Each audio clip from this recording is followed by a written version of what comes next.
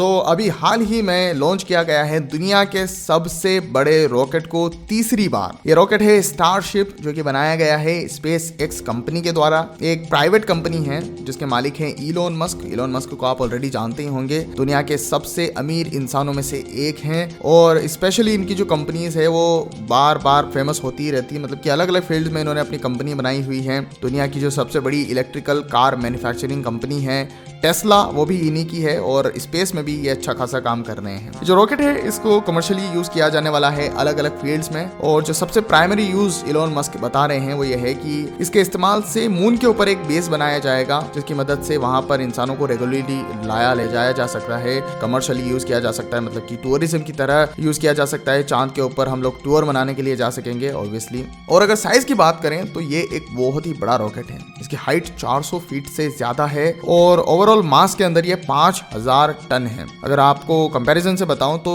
इससे दूसरा जो सबसे बड़ा रॉकेट है वो है SLS, जो कि नासा के द्वारा बनाया गया है स्पेस लॉन्च सिस्टम। 2023 में इन्होंने आर्टेमिस मिशन को लॉन्च किया था इसी रॉकेट के इस्तेमाल से। और जो स्टारशिप है वो SLS के कंपैरिजन में डबल है, 2 गुना है साइज में।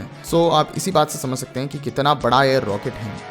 नाउ ये 2 स्टेजेस में काम करेगा। ऑब्वियसली जो भी रॉकेट स्पेस में भेजा जाता है वो स्टेजेस में भेजा जाता है। ऐसा इसलिए क्योंकि जो फर्स्ट स्टेज होता है वो कट ऑफ हो जाती है और जो सेकंड स्टेज होता है उसका मास कम हो जाता है, क्योंकि जब आप स्पेस में कोई चीज भेज रहे हो तो उसको स्टेज में भेजने का जो प्राइमरी रीजन है वो ये होता है कि मास को रिड्यूस करना, क्योंकि जो टैंक्स वगैरह हैं वो उनकी जरूरत आपको स्पेस में इतनी पड़ती नहीं है और इस वजह से उसे अलग कर देना ही होशियारी होती है। और वही चीज का यूज स्पेस के ऑलमोस्ट हर एक रॉकेट में यूज किया जाता है। और इसके अंदर 2 स्टेजेस जो हैं, जो सबसे पहला स्टेज है वो सुपर हेवी रॉकेट है, जिसके अंदर 33 रैप्टर इंजन्स लगाए गए हैं, जो कि ह्यूमन के कंपैरिजन में तो बहुत ही ज्यादा बड़ा है।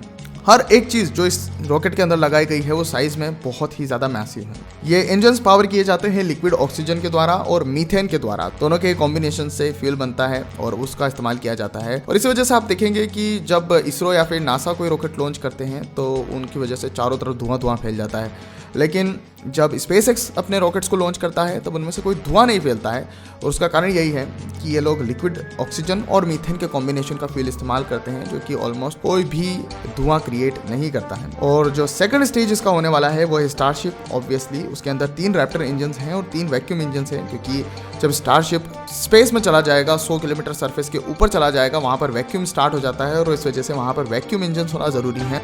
ये वाला इसका 3rd टेस्ट था जो कि सक्सेसफुली कंडक्ट किया जा चुका है। इसने सक्सेसफुली सरफेस के 100 किलोमीटर ऊपर जाकर के सेपरेशन किया और उसके बाद में इसका जो सुपर हैवी रॉकेट था वो सेपरेट हो गया और वो इंडियन ओशन के अंदर एक हार्ड स्प्लैश डाउन करता है। मतलब कि जैसा एक्सपेक्टेड था वैसा स्प्लैश डाउन हुआ नहीं। और जो स्टारशिप था, जो कि मेन यूनिट है इसके अंदर, वो सरफेस के 50 किलोमीटर अप्रोक्सीमेटली ऊपर वो लॉस्ट हो गया। बट स्टिल ये मिशन अपने आप में सक्सेसफुल हुआ, क्योंकि इसमें टेक्नोलॉजी को ही डेमोन्स्ट्रेट किया जाना था कि क्या ये सेपरेट हो पाता है या फिर नहीं हो पाता है, क्या क्या डेटा ये दे पाता है। और इसने बहुत ही वैल्यूएबल डेटा दिया है। स्पेशली जो फुटेजेस आई हैं, आज से पहले कभी भी ऐसी फुटेजेस आई नहीं है और वो पॉसिबल इसलिए हो सकी क्योंकि स्टारलिंक, जो कि इलोन मस्क की ही एक दूसरी कंपनी है, उसका कनेक्शन इससे बना हुआ था, जिसकी वजह से हाई क्वालिटी वीडियो पहली बार ट्रांसफर हो सका। एक ही कंपनी है जो कि SpaceX है, वो रॉकेट्स बना रही है। उसी इंसान की एक दूसरी कंपनी है जो कि स्टारलिंक का इंटरनेट प्रोवाइड कर रही है।